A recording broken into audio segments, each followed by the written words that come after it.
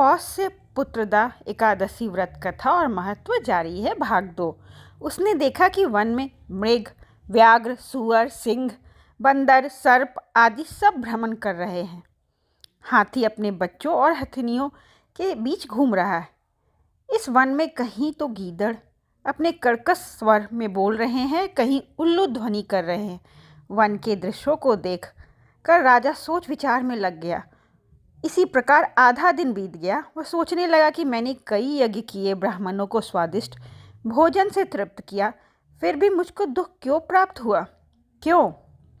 राजा प्यास के मारे अत्यंत दुखी हो गया और पानी की तलाश में इधर उधर फिरने लगा। थोड़ी दूरी पर राजा ने एक सरोवर देखा। उस सरोवर में कमल खिले थे तथा सारस, हंस, मगरमच्छ आदि विहार कर रहे थे।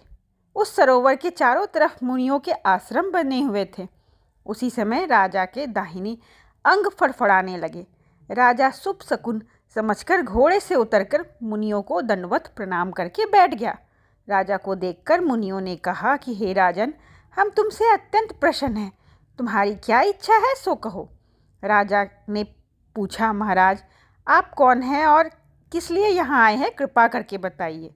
मुनि कहने लगे कि हे राजन, आज संतान देने वाली पुत्रदा एकादशी है। हम लोग विश्वदेव है और इस सरोवर में स्नान करने के लिए आए हैं। यह सुनकर राजा कहने लगा कि महाराज, मेरे कोई संतान नहीं है। यदि आप मुझ पर प्रसन्न हैं तो एक पुत्र का वरदान दीजिए। मुनि बोले, हे राजन, आज पुत्रदा एकादशी है, आप अवश्य ही इस व्रत को करें। भगवान की कृपा से अवश्य ही आपके घर में पुत्र अर्थात संतान की प्राप्ति होगी।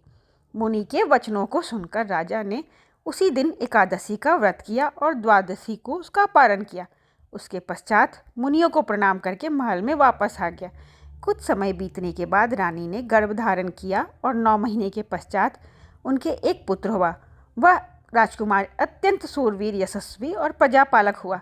श्री कृष्ण बोले, हे राजन, पुत्र की प्राप्ति के लिए पुत्रदा एकादशी का व्रत करना चाहिए। जो मनुष्य इस महात्म्य कथा को पढ़ता या सुनता है उसे अंत में स्वर्ग की प्राप्ति होती है। ओम नमो भगवते वासुदेवाय नमः। जय श्री हरि।